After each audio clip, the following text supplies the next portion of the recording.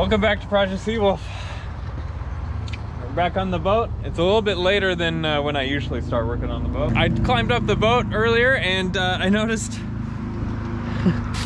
somebody had thrown a bag of rocks onto my boat and with a note from Scott. Scott owns a Seafarer 36C, so a sloop Seafarer 36 like mine in Everett.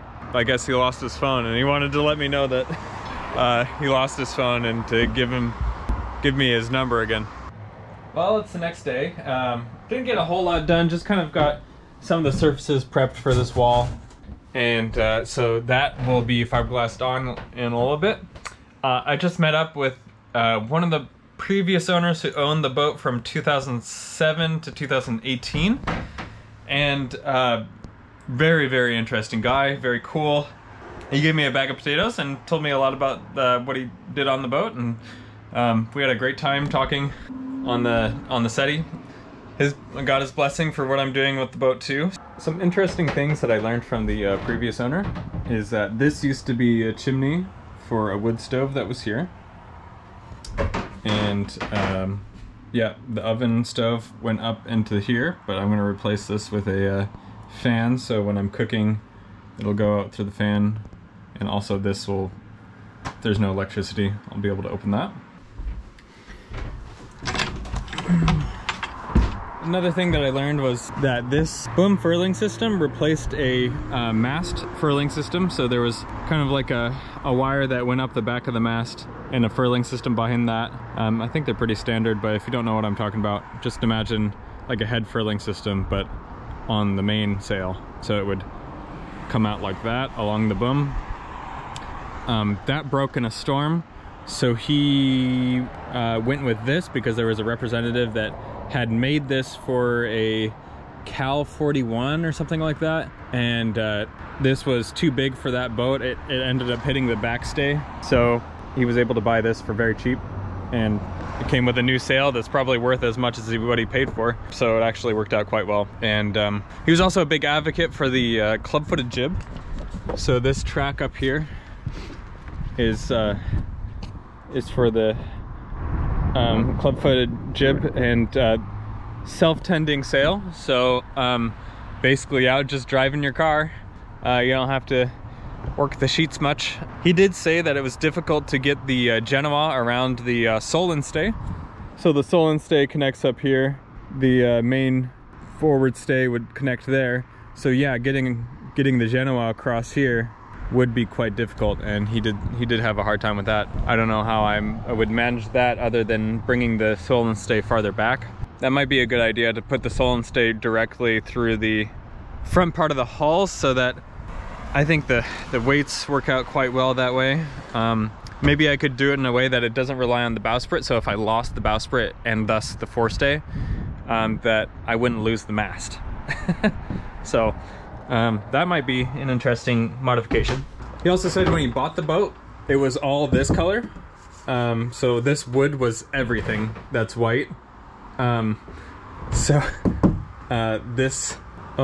he painted it white, which I agree with, because you need to have light in here, and the white reflects the light and makes it all a lot brighter.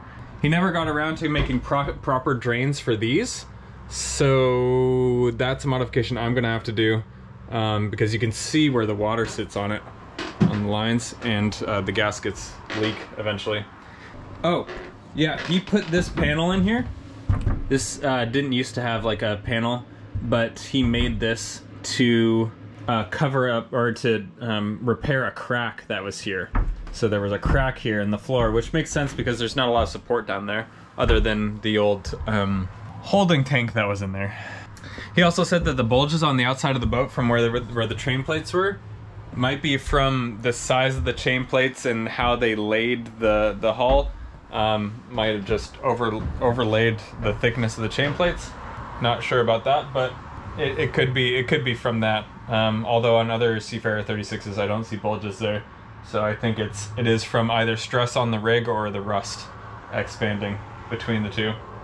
He put in a lot of this teak work, so this is teak, and then he also skinned these bulkheads with mahogany skin and made them very nice. He said that this beam under the mast, which distributes the weight of the mast, is solid fiberglass. So there's no concrete or steel beam in there. It's just fiberglass. Pretty interesting, because I haven't drilled a hole in it to figure out what's in there. He also said that when he was sailing out in a storm, that he heard a popping sound and he couldn't figure out what the popping sound was. And it turns out that the bobstay wire had broken. So he also had issues with the bobstay, but he didn't lose the mast, he didn't lose the forestay. And that might be due to the fact that this cast iron or cast aluminum bowsprit with the backing plate was strong enough to hold the mast up. So, you know, that's probably an accurate assumption, because when I was out sailing on it, the bobstay wasn't doing anything because it was pretty much torn out of the bow when I bought it. Oh, and he told me, so when I bought the boat, there was like these plexiglass kind of panels, and those plexiglass panels go over these. So they slot in here and they cover up this venting to keep water from spraying in and to keep heat inside when you're on anchor. So that's pretty cool. I'm still gonna make a seaway insert for this companionway, so that when I get lots of water in, it's not just gonna be going in there. There's gonna be quite a lot of space. On top of the fact that all the boat was like this, anywhere where there's fiberglass, it was all this blue color. And that's because this blue color is the most fade resistant paint that they had at the time. So they painted everything that was fiberglass that blue color, and everything else was this weird plasticky wood color. And so when he got it, it was all very dark and kind of pubby atmosphere inside. He built these, this storage area and this storage area to help hold, I mean, this had like radar underneath and the radio stuff, and he just wanted more space, so he built that in there. He said this area was pretty much useless for storage, so when I'm rebuilding it, I'm gonna make it useful for sure. But yeah, meeting Brian, who owned it for a little over 10 years, was thrilling. Like, he loved going through this boat. He loves these doors. He loves seeing what I'm doing with the boat and plans for the boat. So hopefully we'll get him out sailing when we get the boat back in the water. He also offered to come out and work on the boat too. So yeah, building up this community around this boat has been really cool, and it's just this beautiful classic boat. I love the history of it. Over the past week, I've been able to contact every owner or their family that has ever owned this boat.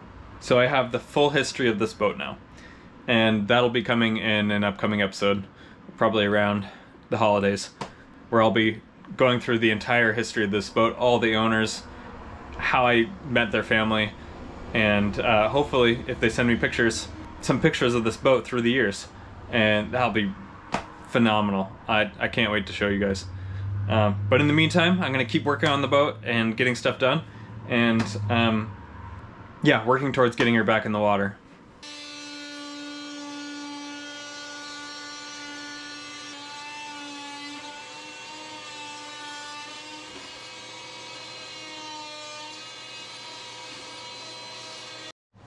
Okay, I've kind of knocked whatever this was. I thought it was like a transducer or something for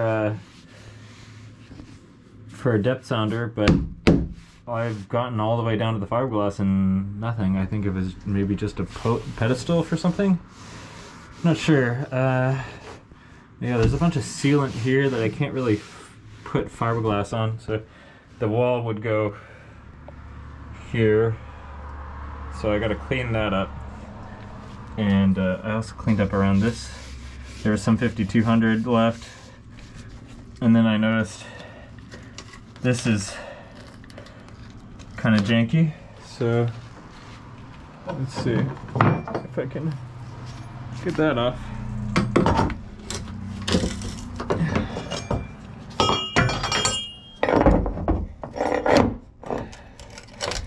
Yeah, I'm sure I can.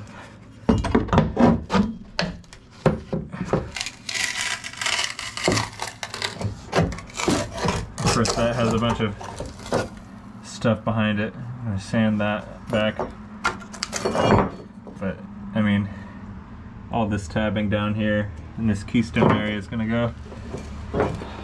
Eventually I'll add another keystone in there.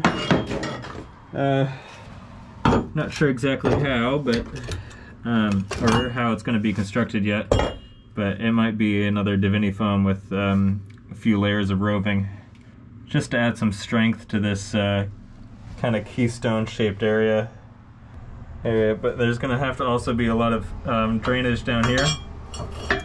Brian, the previous owner that was on today, he not the previous owner, but the owner before the previous owner. He said he was concerned about the drainage coming from the front down here, and he'd be right. If you go back to the Midship Lagoon episodes, the drainage was quite poor, and until it delaminated enough to get into the bilge. So yeah, he'd be right about that. But yeah, prepping the surface is taking quite a while. Hopefully I can get it done today. If not, it'll go to next weekend.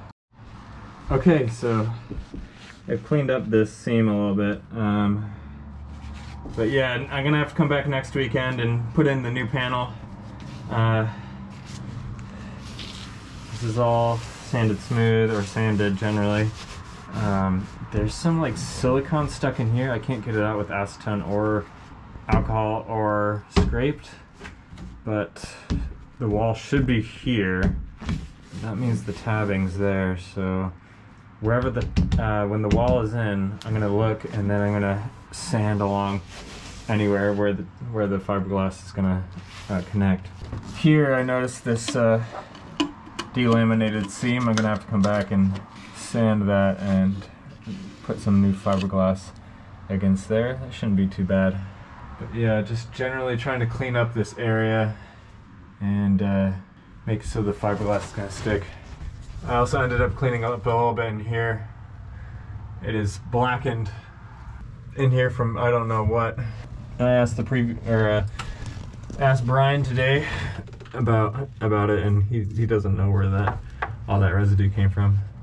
This is the bottom side of the thickened epoxy fill that I did a couple episodes ago, and yeah, turned out quite well. The masking tape did great keeping that in, and over there as well. So that's good. I also took the peel ply off of the diesel fill patch that I made on the deck, and it looks fantastic up there underneath. It is totally sealed off, which I'm really happy about. I want to thank my sponsors. Thank you for everything that you do to help me get this boat back in the water, and if you want to help out the channel, you can check out the Patreon and I'll send you a shirt. Sorry, it doesn't seem like I've been doing much, but actually cleaning and prepping the surfaces is probably the longest part of the process, and then actually mixing and applying the epoxy is just a short amount of time, so creating episodes around that has been a little difficult. But yeah, I hope I can get this piece in and start actually finishing some of the areas so I can put some stuff away and make this area nice. And yeah, I'm gonna keep working on the history of the boat to create a nice episode about all the previous owners and what they did and where they went, and yeah, that'll be cool. So thanks for watching, and I'll see you in the next episode.